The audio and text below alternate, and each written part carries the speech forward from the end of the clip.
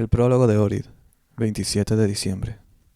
Santo protomártir, primer mártir, Esteban, el archidiácono. Esteban era pariente del apóstol Pablo y uno de esos judíos que vivían en las provincias helénicas. Esteban fue el primero de los 7 diáconos a quienes los santos apóstoles ordenaron y designaron para el servicio de ayudar a los pobres en Jerusalén. Por esto se le llama archidiácono. Por el poder de su fe, Esteban hizo grandes milagros entre la gente. Los judíos impíos disputaban con él, pero siempre fueron derrotados por su sabiduría y el poder del Espíritu, que actuó a través de él. Entonces los judíos sinvergüenzas, acostumbrados a calumnias tras calumnias, incitaron al pueblo y a los ancianos del pueblo contra el inocente Esteban, calumniando a Jesús como si hubiera blasfemado contra Dios y contra Moisés. Falsos testigos fueron encontrados rápidamente que confirmaron esto. Esteban entonces se paró frente a la gente y todos vieron su rostro igual al rostro de un ángel. Hechos 6:15. Es decir, su rostro estaba iluminado con la luz de la gracia, como lo fue el rostro de Moisés cuando habló con Dios. Esteban abrió la boca y enumeró las muchas buenas obras y milagros que Dios había realizado en el pasado para el pueblo de Israel, así como los muchos crímenes y la oposición a Dios por parte de este pueblo. Él los reprendió especialmente por el asesinato de Cristo el Señor, llamándolos traidores y asesinos. Hechos 7:52. Y mientras rechinaban los dientes, Esteban vio los cielos abiertos y la gloria de Dios. Lo que vio, él lo declaró a los judíos. He aquí veo los cielos abiertos y al Hijo del Hombre de pie a la diestra de Dios. Hechos 7:56. Luego los hombres maliciosos lo sacaron de la ciudad y lo apedrearon hasta matarlo. Entre sus perseguidores estaba su pariente Saulo, que más tarde sería el apóstol Pablo. En ese momento la Santísima Madre de Dios estuvo en una roca a una distancia con San Juan el teólogo.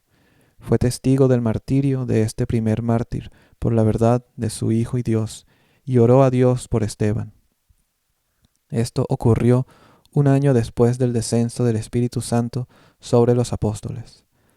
Gamaliel, un príncipe de los judíos y un cristiano en secreto, clandestinamente tomó el cuerpo de San Esteban y lo enterró en su propia finca. Por lo tanto, este primero entre los mártires cristianos gloriosamente reposó y tomó su habitación en el reino de Cristo Dios. Venerables mártires Teodoro y Teófano, los de la Marca. Teodoro y Teófano eran hermanos de sangre, nacidos en Palestina y bien educados tanto en sabiduría secular como espiritual. Eran monjes en la comunidad de San Saba el Santificado y más tarde fueron presbíteros ordenados. Sufrieron con dureza por su defensa de los santos íconos bajo 3 emperadores, Leo el Armenio, Miguel Balbús y Teófilo. El demente Teófilo los golpeó con sus propias manos y ordenó que les marcaran con hierro en la cara versos burlones, por lo que se los llamó los de la Marca. Fueron encarcelados en la ciudad de Apamea, en Bitinia. Teodoro murió allí por sus dolores y heridas. Teófano, liberado en la época de los emperadores Teodoro y Miguel, fue consagrado metropolitano de Nicea por el patriarca Metodio. San Teodoro murió en el año 833. Estos 2 maravillosos hermanos sufrieron por Cristo y recibieron una maravillosa recompensa de parte de Él en el reino inmortal de la luz. Reflexión. Una historia del divino Jesús. Ambos grandes profetas, Isaías y Jeremías, profetizaron que el Señor vendría a Egipto y que su presencia sacudiría los templos paganos y destruiría los ídolos. Isaías escribió: He aquí el Señor va montado sobre una nube veloz y llega a Egipto, se estremecen los ídolos. Isaías 19:1, véase Jeremías 43, 12-13.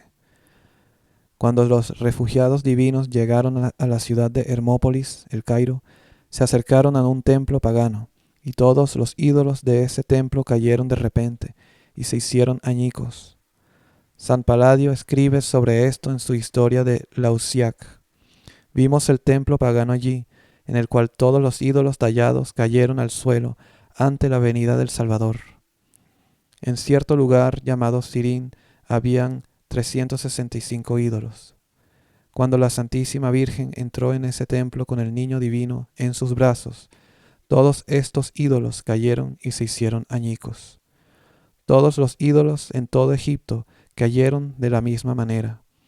El santo profeta Jeremías, que vivía en Egipto en la vejez, había profetizado a los sacerdotes paganos de Egipto que todos los ídolos caerían y que todas las imágenes talladas serían destruidas en el momento en que una virgen madre con un niño, nacido en un pesebre, viniera a Egipto. Los sacerdotes paganos recordaron bien esta profecía. De acuerdo con esto, crearon una representación de una virgen acostada en una cama y junto a ella, en un pesebre, su hijito envuelto en pañales. Y ellos veneraron esta representación. El rey Ptolomeo preguntó a los sacerdotes paganos qué significaba esta representación, y respondieron que era un misterio predicho por un profeta a sus padres, y que estaban esperando el cumplimiento de este misterio. De hecho, este misterio se cumplió y se reveló no solo en Egipto, sino también en todo el mundo. Contemplación. Contemplar la sabiduría de la Santísima Virgen María. 1. Cómo habló sabiamente con el ángel de Dios. Lucas 1, 28-38. 2. Cómo ella consideró en su corazón todo lo que sucedió en el nacimiento del Señor Jesús y todo lo que se dijo de él. 3. Cómo en las bodas de Caná ella sabiamente les dijo a los sirvientes que hicieran lo que él les dijera. Homilía. Sobre la Santísima Virgen, la Madre de Dios. Mi alma engrandece al Señor. Lucas 1:46. Hermanos, tenemos en total solo unas pocas palabras pronunciadas por la Santísima Madre de Dios registrado en los Evangelios. Todas sus palabras pertenecen al engrandecimiento de Dios. Ella estaba en silencio ante los hombres, pero su alma conversaba incesantemente con Dios. Cada día y cada hora ella encontró una nueva razón e incentivo para magnificar a Dios. Si solo pudiéramos saber y registrar todas sus alabanzas a Dios a lo largo de toda su vida, ¿cuántos libros se necesitarían? Pero incluso con estas únicas palabras que pronunció ante su pariente Elizabeth, la madre del gran profeta y precursor Juan, cada cristiano puede evaluar qué flor tan fragante y agradable a Dios era su alma santísima. Esto es solamente un salmo maravilloso del alma de la Madre de Dios que nos ha llegado a través del Evangelio. Sin embargo, tales salmos fueron innumerables en el curso de la vida de la toda bendita. Incluso antes de oír el Evangelio de los labios de su Hijo, supo cómo hablar con Dios y glorificarlo de acuerdo con las enseñanzas del Evangelio. Este conocimiento vino a ella del Espíritu Santo, cuya gracia constantemente fluía en ella, como agua clara en una vasija pura. Su alma magnificó a Dios con salmos a lo largo de toda su vida, por lo tanto Dios la magnificó sobre los querubines y los serafines. Del mismo modo, pequeños y pecaminosos como somos, el mismo Señor, quien la magnificó a ella, nos magnificará en su reino, si nos esforzamos por llenar esta breve vida con el engrandecimiento a Dios en nuestras obras, palabras, pensamientos y oraciones. Oh Madre de Dios, la más sagrada, la más pura y la más bendecida, cúbrenos con las alas de tus oraciones. A ti y a tu Hijo nuestro Señor, la gloria y el agradecimiento por los siglos de los siglos. Amén.